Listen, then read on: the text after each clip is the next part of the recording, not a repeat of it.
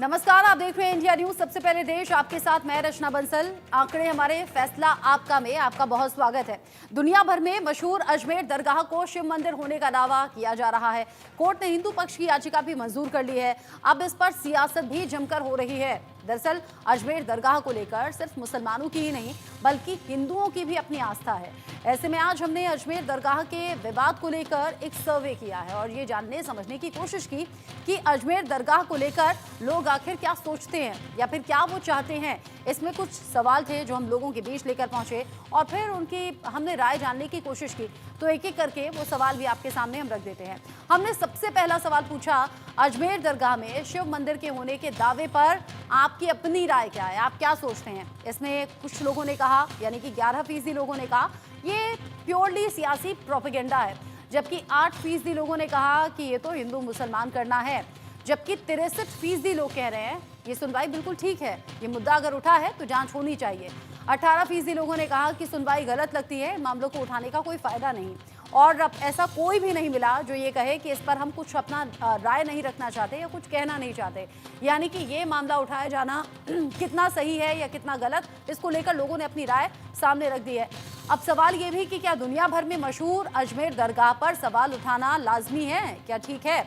इसमें जो जवाब आया वो चौंकाने वाला आया। इसमें 64% लोग कहते हैं कि हाँ, ये सवाल उठाना जरूरी था, सही है, जबकि 35% लोग कह रहे हैं नहीं, हमें नहीं लगता कि ये सवाल उठाना या सवाल पूछना ठीक है, जबकि सिर्फ 1% लोगों ने कहा कि हम इस पर कुछ कह नहीं सकते, इस पर हमारी कोई राय ऐसा नहीं है कि फिक्स है, अब इसमें हम जांच का इंतजार करेंगे। चूंकि मामला उठ चुका है, जाहिर सी बात है हिंदू पक्ष का अपना दावा है, मुस्लिम पक्ष का अलग दावा है।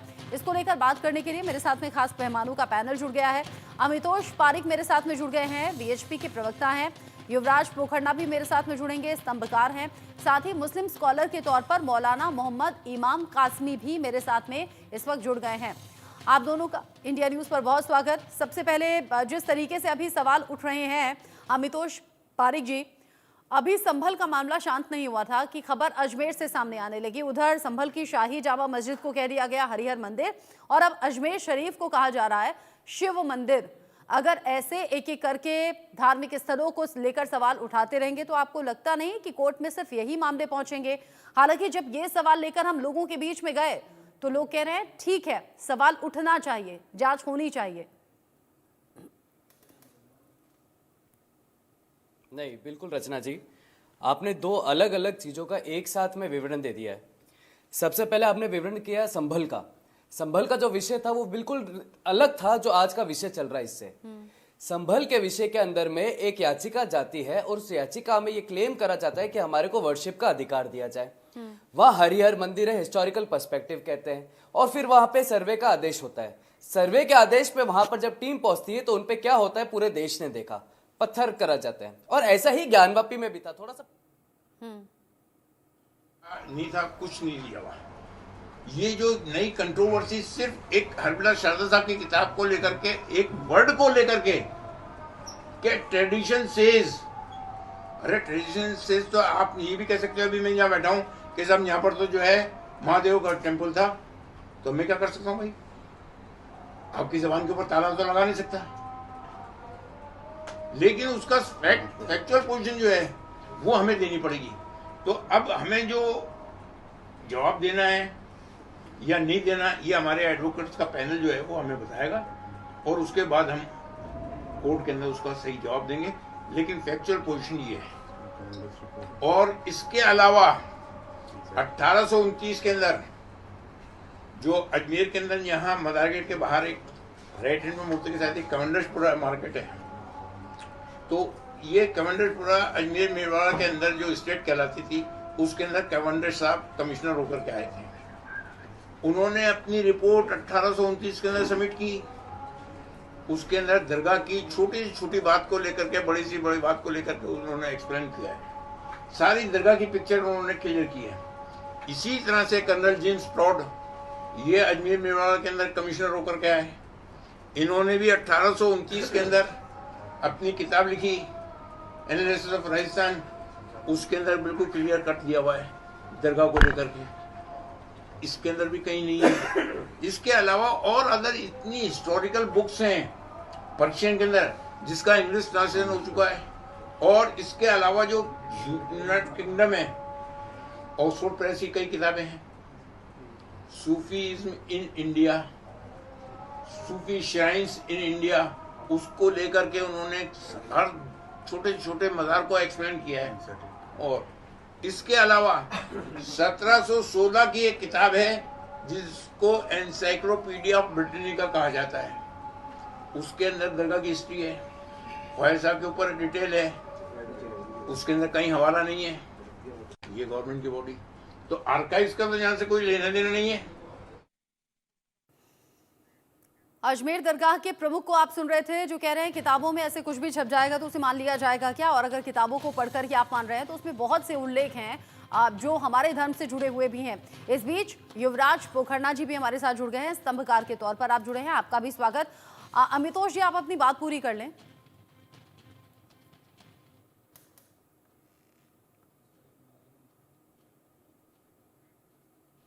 अमितोष जी तक शायद आवाज नहीं पहुंच रही है। युवराज पोखरना जी, चूंकि अभी संभल का जिक्र हो ही रहा था, जामा मस्जिद को हरिहर मंदिर कहा जा रहा है, फिर इस बीच खबर अजमेर से निकलकर सामने आ गई जिसमें कहा जा रहा है कि ये शिव मंदिर है। अजमेर दरगाह जहां पर लोग देश से ही नहीं विदेशों से भी पहुंचते हैं और बड़ी मान्यता है, हिंदू और मुस्लिम दोनों ही धर्मों में, बाकी धर्मों के लोग भी पहुंचते हैं। आप कैसे देख रहे हैं इस दावे को? देखिए, दावे अपनी जगह हैं, लेकिन मैं इसे एक बहुत डिवोट हिंदू होने के नाते पर्सपेक्टिव में रखने का प्रयास करूंगा। पिछले 1000 वर्षों से ये जो इस्लामिक आक्रांता है, कभी मुगल के नाम पे, कभी तुर्क के नाम पे, कभी मंगोलोइड्स के नाम पे, लेकिन हिंदुओं को दबाया तो गया, हमारी संस्कृति, हमारे लोगों को, हमारे रीति रिवाज को कुचला गया, जुल्म अत्याचार हुए। लेकिन हिंदू वो है कि जिसने कभी गैर लोकतांत्रिक तरीके से जवाब नहीं दिया। हम वो सब भूल के बैठ गए। गंगा मेरी, जमनी मेरी, लेकिन गंगा जमनी तहजीब के नाम की घुट्टी जो पिलाई वो हमने पी ली, कोई दिक्कत नहीं। लेकिन अब ये लोकतांत्रिक तरीके से जब एक कोर्ट का आदेश आता है तो क्या कोर्ट जाने का भी हिंदू समाज को अधिकार नहीं? और आखिरी कुछ सेकंड लूंगा मैं, प्लेसेस ऑफ वर्शिप एक्ट यहाँ आड़े नहीं आता। आर्कियोलॉजिकल सर्वे ऑफ इंडिया का 1957 का जो रिमेन्स एक्ट है, उसके तहत कोई भी ढांचा जो कि 100 वर्ष या उससे पुराना हो वो एएसआई के अधीन आता है। तो ये तो जो मुहिम है, कोर्ट के द्वारा आदेश पारित किया गया, एएसआई की अध्यक्षता में सर्वे होगा कि एएसआई का हेरिटेज ढांचा है या नहीं है। मैं तो मंदिर मस्जिद में पढ़ भी नहीं रहा अभी कि एएसआई प्रोटेक्टेड ढांचा यदि है तो POV places of worship act इसमें नहीं लगेगा। ये तो कानूनी बात है, इसमें कहाँ हिंदू, कहाँ मुस्लिम, कहाँ कोई मतलब ये ऐसी बात आ गई विवाद की। लेकिन आपको लगता नहीं कि अगर एक एक करके ऐसे धार्मिक स्थलों को लेकर सवाल उठेंगे या जांच की मांग होगी, सर्वे की मांग होगी, तो इससे सांप्रदायिक सौहार्द पर कोई असर होगा? क्योंकि अगर आपने मुगल शासकों का जिक्र किया तो उस वक्त में तो ये सबको पता है, इतिहास भी कहता है कि मुगल शासक आए, आक्रांता आए, उन्होंने तबाही मचाई, जो हिंदू मंदिर थे उन्हें तोड़ा गया, नष्ट किया, या फिर वहाँ पर मस्जिदें बना दी गई। ऐसे कई सवाल हैं जो उठ रहे हैं। ऐसे में सवाल ये कि पहले अयोध्या में राम मंदिर बनना, फिर ये दावा करना कि अभी मथुरा काशी बाकी है, ये तो सिर्फ झांकी था, अब और जगहों के नाम निकल कर अगर सामने आ रहे हैं तो क्रिटिकल सी सिचुएशन हो सकती है। मैं आपसे इसका रिएक्शन लूंगी, लेकिन उससे पहले एक और सवाल है जो लोगों के बीच में हम लेकर गए। अजमेर दरगाह पर जिस किताब में मंदिर होने का दावा है उस पर कितना भरोसा आपको है, ये हमने लोगों से पूछा। उसमें 66% लोग कह रहे हैं हाँ हम भरोसा कर सकते हैं, जबकि 29% लोग कह रहे हैं नहीं, ऐसे भरोसा किसी किताब पर नहीं हो सकता, जबकि 5% लोग ऐसे हैं जो कह रहे हैं कि हम इस बारे में कुछ कह नहीं सकते। अब ऐसे में ये सवाल कि किताब पर कितना भरोसा है कितना नहीं, ये एक अलग सा विषय है, लेकिन अजमेर शरीफ पर शिव मंदिर होने का दावा ये जरूर सियासी तूल पकड़ रहा है। और सियासी तूल से ही एक और सवाल भी हमने लोगों के बीच में जाकर पूछा। हमने पूछा कि क्या अजमेर दरगाह को लेकर अब राजनीतिक रोटियां सेकी जा रही हैं? इसमें 63% लोगों ने कहा कि हाँ ऐसा लगता है हमें कि यहाँ अपने अपने मतलब की बात राजनीतिक नेता कर रहे हैं। 34% लोग कह रहे हैं नहीं हमें ऐसा नहीं लगता, जबकि 3% लोग कह रहे हैं हम कुछ कह नहीं सकते इस बारे में।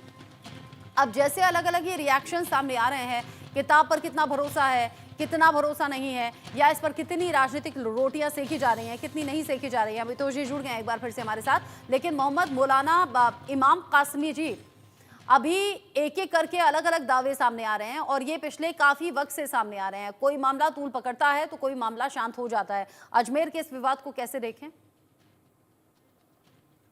देखिए, सबसे पहली बात यह है कि मामलात तो जब जिंदगी आदमी जीता है तो मामलात तो होते रहते हैं, आते जाते रहते हैं, जिंदगी में सब लगा रहता है। म- मौजू ये है कि इम्पोर्टेंट क्या है, किस इशू को लेके जो है, जो सामने है उस पर अमल करना चाहिए, उसको लेके चलना चाहिए। सबसे पहली बात यह है कि आप देखेंगे कि जब हिंदुस्तान आज़ाद हुआ 1947 में, तो उस वक्त सारे दरवाजों को बंद कर दिया गया। और उसके बाद फिर जो है जब बातें उठने लगी तो 1991 में भी जो है उस वक्त फैसले आए, उस वक्त भी जो है इन सारे दरवाजों को बंद कर दिया गया। और फिर अभी जो है हालिया बाबरी मस्जिद के मौके पे जो फैसला आया था उस वक्त भी यही था। और उसमें कितने सारे वाकयात हुए, कितने हादसा हुए, उस दावे को लेके सच्चाई क्या निकली वो तो आपको पता है। वो बोल दिया गया कि मस्जिद नहीं थी, तोड़ के नहीं बनाई गई थी, लेकिन फिर भी मंदिर यहीं बनेगा। तो दावा करना किसी का गलत नहीं है, किसी के खिलाफ नहीं है, लेकिन ये कि हालात को मद्देनजर रखते हुए कि इस वक्त हिंदुस्तान में हमारी सबसे पहली प्रायोरिटी क्या है, सर्वे किसकी होनी चाहिए, किस पे आदमी को ध्यान देना चाहिए। और इस आपके वक्त हिसाब से हुकूमत क्या जो है है वो प्रायोरिटी? इस वक्त हुकूमत जो है वो एक नैरेटिव पेश कर रही है लोगों के सामने, दूसरे मौजू की तरफ भटका के जो है असल मौजू से दिमाग भटकाया जा रहा है, ध्यान भटकाया जा रहा है कि भाई अभी अडानी का मामला था यानी या आप अभी कह रहे हैं, इलेक्शन का इमाम मामला था। कासमी साहब, आप ये कह रहे हैं, लोगों का ध्यान आप भटकाने ये के कह रहे लिए हैं कि इस तरह के सत्ताधारी वाकयात पार्टी अपने सामने लाए फायदे जाते के हैं। लिए इन मामलों को सामने ला रही है। आप कह रहे हैं प्रायोरिटी वाली चीजें नहीं देखी जा रही हैं। आपके हिसाब से जी कौन सी बिल्कुल चीजें बिल्कुल, हैं जो मैं कह रहा हूँ कि प्रायोरिटी में होनी इंसानी चाहिए? जिंदगी में सबसे इम्पोर्टेंट जो होता है वो तो ये हाँ। होता है कि भाई उनको खाना कहाँ से मिले, उनको सुविधाएं कहाँ से मिले, स्कूल कॉलेज हैं कि नहीं, उनके सर्वे हो रहे हैं कि नहीं, और इन चीजों पर ध्यान देना चाहिए। जो जिन चीजों के रास्ते बंद कर दिए गए हैं, जो लिख दिया गया है, संविधान लिख दिया गया हो, तो उस पर अमल करना चाहिए। अब ये लेके संविधान पद पे बैठे हुए, संवैधानिक पद पे बैठे हुए लोग ही जो है संविधान को नहीं मानते हैं, उनके खिलाफ जाते हैं, तो फिर और कुछ बचता नहीं है उसके बाद। ठीक है। इसलिए कि अभी आप देखेंगे, अब फिर उसके बाद मैं इस पे आऊंगा कि ये कह रहे हैं कि मंदिर को तोड़ के मजार बनाया गया, तो अगर तलाश करना है तो फिर बहुत कुछ तलाश करना चाहिए उन लोगों को, खासतौर से उन जगहों को भी। आप कुछ दिन पहले ही देखेंगे कि काशी कॉरिडोर जब बन रहा था तो हजारों मूर्तियां तोड़ी गई, हजारों मंदिरें तोड़े गए, और फिर वो काशी कॉरिडोर बना, तो फिर उन चीजों पर भी सवाल उठना चाहिए जो सामने हुआ है और जो सामने दिखा है। बाकी जब अभी जो आप उनका जब सुना रहे थे तो वो सारी किताबों का हवाला दे रहे थे कि भाई इन किताबों में कहीं तज़किरा नहीं है, इतने सालों से जो है यहाँ पे दरगाह है, मजार है। और फिर जहां तक सवाल उसका है कि भाई यहाँ पे अगर मजार क्या नाम मंदिर तोड़ के मजार बनाया गया है, तो आप देखिए उस वक्त जो हुकूमत थी, मराठा हुकूमत थी, उन्होंने तो अंग्रेजों को बेच दिया था। 200 साल, करीबन 200 साल जो है मराठा ने यहाँ पे हुकूमत किया था, और वो उस वक्त बेच के अंग्रेजों को चले गए।